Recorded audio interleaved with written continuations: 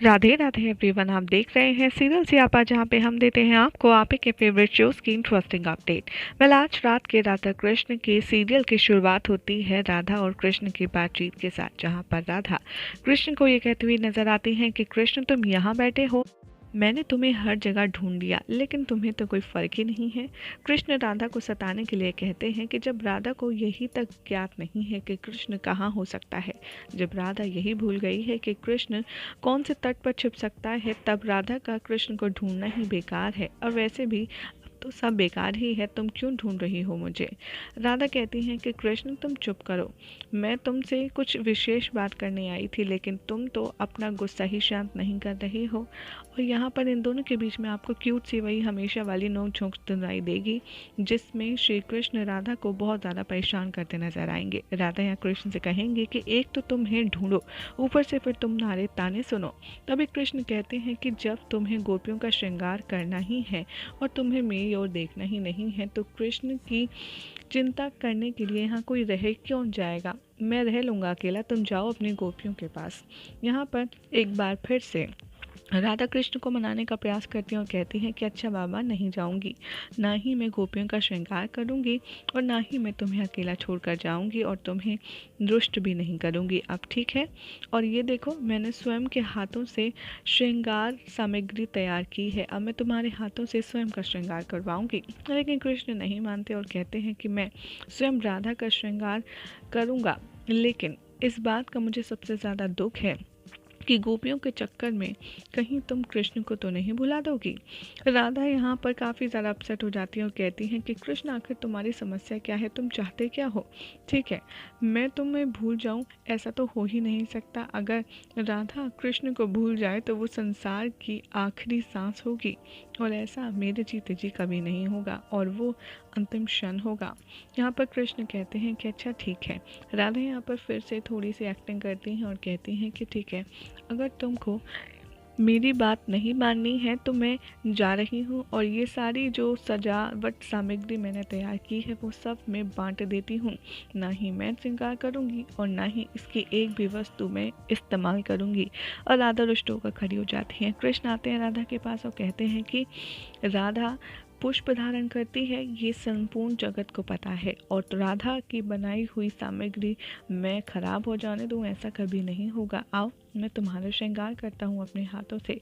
और यहाँ पर बहुत ही खूबसूरत सा मोमेंट नज़र आएगा, जहाँ पर कृष्ण राधा का स्वयं श्रृंगार करेंगे और पुष्पों से उनकी केश सज्जा करेंगे, जहाँ पर राधा भी कृष्ण को बड़े ही प्रेम से कुछ फूल लगाएंगी, और उसके बाद इन दोनों का प्रेम भरा क्षण आपको देखने के लिए मिलेगा।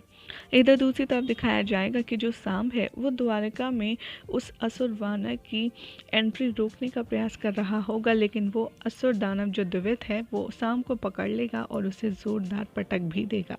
यहाँ पर सांब को इस बात का अंदाज़ा लग जाएगा कि ये जो असुर द्विवित है ये बहुत ही ज़्यादा शक्तिशाली है और इससे सामना कर पाना बहुत ही ज़्यादा मुश्किल है, और तभी वो द्वारका की ओर बढ़ने लगेगा। इधर दूसरी ओर बलराम दाऊद धनुष युद्ध करेंगे, लेकिन उस असुर के ऊपर जाते ही कोई भी धनुष काम नहीं आएगा, और वो अपनी डिमांड बढ़ता जाएगा और कहेगा कि मुझे गोपियाँ चाहिए, गोपियाँ कहाँ हैं, मेरे हवाले कर दो, मैं द्वारका के किसी भी व्यक्ति का कुछ नुकसान नहीं करूँगा।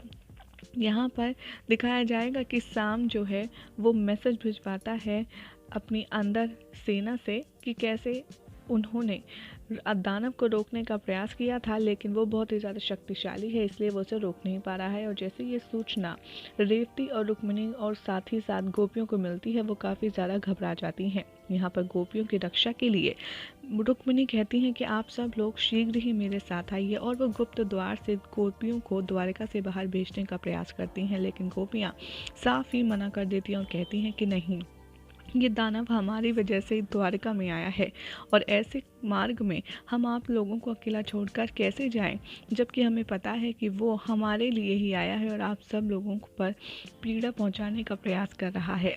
रुक्मिणी यहाँ पर बहुत कोशिश करती हैं गोपियों को ये समझाने की कि यदि आप लोग गुप्त मार्ग से चले जाएंगे तो श्री कृष्ण को हमारा संदेश भी आप देने में कामयाब हो जाएंगे कि हमें उनकी सहायता की आवश्यकता है। इसलिए मैं आपसे विनती करती हूँ कि आप इस मार्ग से चले जाएं और श्री कृष्ण को मदद के लिए आह्वान करें। यहाँ पर रुक्मिणी सारी गोपियों को निकाल देती हैं और उधर बलराम कहते हैं कि मैं देखता हूँ इस असुर को कि आखिर ये द्वारका के परिसर में तो घुस रहा है, लेकिन मैं सुनिश्चित करूंगा कि वो किसी को भी हानि ना पहुंचाए। इधर दिखाया जाएगा कि असुर दिव्य अंदर द्वारका के महल में पहुंच जाता है। वहां पर रेवती और रुक्मिणी को अपने हाथ में पकड़ लेता है और कहता है कि मैं तुमसे अभी भी पूछ रहा हूं अंतिम बार, कहाँ हैं गोपियां? गोपियों को मेरे हवाले करो, अन्यथा मैं तुम्हारे प्राण नहीं बख्शूंगा। और यहाँ पर जैसे ही बलराम दाव प्रहार करने वाले होते हैं वो उसे वार्निंग देता है और कहता है कि बलराम, अगर तुमने अब एक भी प्रहार किया तो मैं सबके प्राण ले लूँगा, और मुझे बस ये बताओ कि आखिर गोपियाँ कहाँ हैं।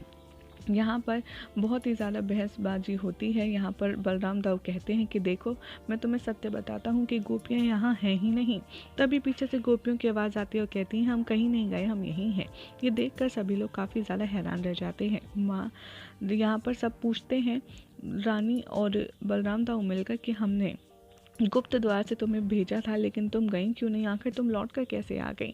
तभी गोपियाँ कहती हैं कि नहीं, ऐसे क्षण में हम आपको छोड़कर नहीं जा सकते, इसीलिए हम यहाँ पर सज्ज हैं।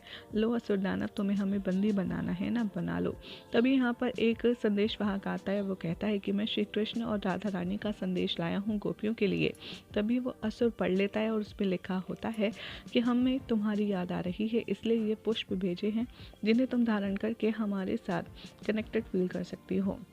इधर जो असुर है वो कहेगा कि कृष्ण को संदेश मैं भेजूंगा, और वो सारी गोपियों की ज्वेलरी उतारता है और एक एक करके वो संदेश में ये लिखता है कि गोपियों को मैंने बंदी बना लिया है कृष्ण, और अब उसका सबूत ये रहा।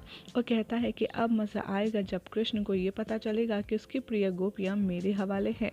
और इधर दिखाया जाएगा कि कृष्ण को संदेश भेज दिया जाता है। मैसेज मिलते ही कृष्ण काफ़ी ज़्यादा क्रोध करते हैं और उनकी आंखें गुस्से से लाल हो जाती हैं। यहाँ पर राधा आती हैं और कहती हैं कि लो कृष्ण, मैं तुम्हारे लिए माखन बनाया है। लेकिन कृष्ण लेटर पढ़ते ही काफ़ी ज़्यादा क्रोध में आ जाते हैं, और जैसे ही राधा वो पढ़ती हैं वो भी शौक पे आ जाती हैं। यहाँ पर कृष्ण अपनी मैया यशोदा से जाने की बात करते हैं और कहते हैं कि मुझे जाना होगा। लेकिन माँ यशोदा काफ़ी ज़्यादा घबराती हैं और कहती हैं कि लल्ला, वहाँ पर सारी सेना को उसने परास्त करके गोपियों को बंदी बना लिया है, ऐसे में तो उससे अकेले लड़ेगा, मत जा। लेकिन यहाँ पर कृष्ण अपनी मैया को समझाते हैं और कहते हैं माँ मुझे जाना होगा, कुछ नहीं होगा। और वो अपने बचपन का एग्जाम्पल देते हैं कि कैसे उन्होंने कंस, कालियानाग और सभी दुश्मनों का सामना किया था, तो अब तो वो बड़े हैं। और मैया यशोदा यहाँ पर अपने पुत्र को विजयी होकर लौट के आने का आशीर्वाद देती हैं और उनकी बात समझने का प्रयास करती हैं। यहाँ पर राधा भी बहुत ज़्यादा इमोशनल हो जाएंगी और कृष्ण भी यहाँ अपनी माँ यशोदा से इमोशनली गुड बाय कह कर के चले जाएंगे। और यहाँ हो जाएगा श्राद्ध के एपिसोड का एंड, जिसके बाद कल क्या होगा आपको बताएंगे नेक्स्ट रिपोर्ट में।